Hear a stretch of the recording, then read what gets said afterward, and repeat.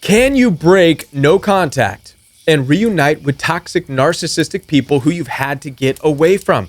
Now, this is a legitimate question, especially for those of you who had to distance yourself from toxic family members, siblings, narcissistic ex-spouses, for example. I believe the real question here, though, is it possible for you to be around narcissistic people and not suffer narcissistic abuse? And for this question, I have 3 things for you that I guarantee would make it possible for you to be around narcissistic people without suffering narcissistic abuse. My name is Kevin, and this is The Royal We.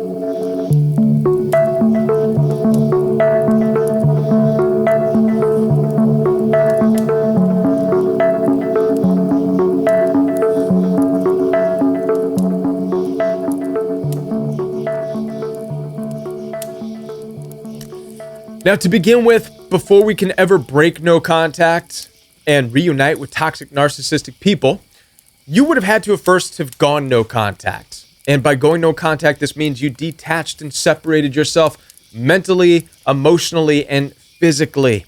Now, everybody's reasons for going no contact from narcissistic people is slightly different, but they all share primarily the same things in common, right? We're not talking about getting away from people who joked about you and laughed at your expense here and there, right? No, we're talking about narcissistic people who displayed narcissistic fits of rage, who became volatile and hostile, throwing things at you, possibly putting their hands on you, making your existence feel threatened, right? And from these situations, you often have no choice but to go no contact and to get the heck out of there so you can save your peace of mind, if nothing else, right?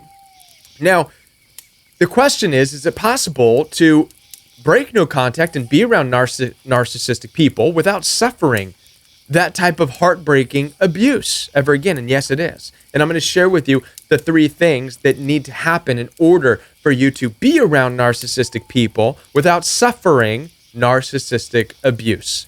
So number 1, the first thing, write this down, by the way, if you can, right? Grab something and write this down. Number 1 is have a purpose for breaking no contact.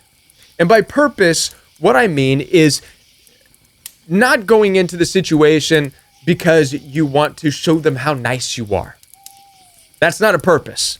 That's not even an accomplishment, right? We need to get past trying to feel like if we can show them how good we are and reach them somehow and show them how loving we are, that we're accomplishing something. You're not. If you look at winning a narcissist as an accomplishment in your life, then maybe you need to reevaluate your goals, right? It is no accomplishment getting somebody to like you. That's not an accomplishment at all. So your purpose, a true purpose, needs to transcend the narcissist and the narcissistic abuse. So let me give you an example of what a good purpose for breaking no contact would be, or for being around a narcissistic person that transcends the narcissistic person. A good example would be this. Let's say you're a grandparent and you happen to have a very narcissistic and hostile and volatile son-in-law or daughter-in-law. But guess what? They're the parents of your grandchildren. Your purpose for breaking no contact would be so that you can be grandparents to the grandchildren. That's the purpose. And as a result of that purpose, you need to break no contact with the narcissist. But watch, you're not breaking no contact so you can change them or be friends with them or get them to like you even. No. Your purpose transcends that. I don't even care about what you think, narcissist. The purpose is I want to be a grandparent. That is a solid purpose for breaking no contact. It transcends the narcissist, right? That's number 1. I'd be curious to know how this can apply in your situation for those of you who are wondering whether or not you should break no contact. Apply this in your situation. Look for a purpose for breaking no contact that transcends the narcissist. And in doing so, you will not suffer narcissistic abuse because your goal really has nothing to do with them. All right? Moving on to number 2. Number 2, the second principle is make sure you are first and foremost grateful for who you are and what you have in your own life without the narcissist. Make sure that you are grateful for every aspect of your life. Now, the reason you want to make sure that you are grateful for everything in your life is so that you do not go into a toxic situation in need of anything. You're not going back to the narcissist, or you're not going around any narcissistic people needing validation, needing their love, needing their friendship, needing their support, needing their money, needing anything. Listen, narcissists are kind of like sharks, right? They can smell a drop of blood in up to 1/3 of a mile of an ocean. If you have any needs, if you're going with needs, they smell that as desperation. And that is an open door for you to suffer narcissistic abuse. They will hit you right in where your needs are, right where you're desperate. So if you have needs, right, for validation, support, money, then don't even bother going around narcissistic people, because they will exploit those needs. They will find those needs, right? And they'll take advantage of those needs. So make sure you are in a place of gratefulness for everything you have. Don't go out of need. In fact, don't even go unless you want nothing but to give into the situation. That's the only reason you should ever go back, is to give and not need anything in return. Period. And if you're in that place, then you will not suffer narcissistic abuse. Why? Because you won't need them. So it won't matter what they say or do. Number 3, the third thing, get ready to write this one down as well, is assume your risk.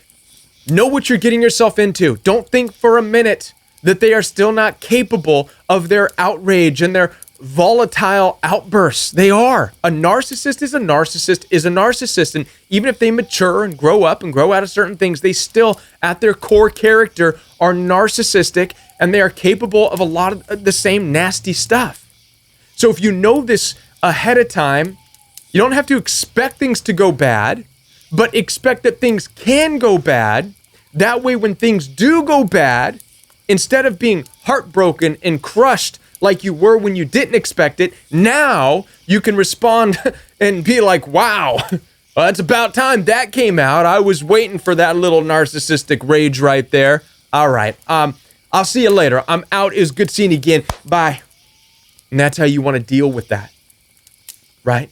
You crush your expectancy that things will go smoothly by assuming the risk. Understand what you're dealing with, right? Have eyes in the back of your head, side of your head. Live in a color code of awareness. Be ready to get out of the situation, right? Just that little bit, assuming the risk that you're getting yourself into will make it less hurtful and will guarantee that you don't suffer narcissistic abuse, even though you're around narcissistic people. I want to be a part of your healing journey. Down below, you can find access to my calendar where you can schedule one-on-one time with me, a telephone call, FaceTime, or WhatsApp video conference, or another way in which we can have a coaching one-on-one session. The links to my calendar are down below. In addition to that, you'll find access down below in the description box to Royal We Monday Night Live Chat every Monday night at 9 p.m. And every Saturday morning is Royal We Fellowship, and you'll find the link to that as well down below. We get together, study the ancient literature of the Bible, and we apply our understanding of narcissistic abuse and the toxicity of the world into the ancient literature. It's a great biblical understanding. And I'll be back with more videos for you right here on the Royal We.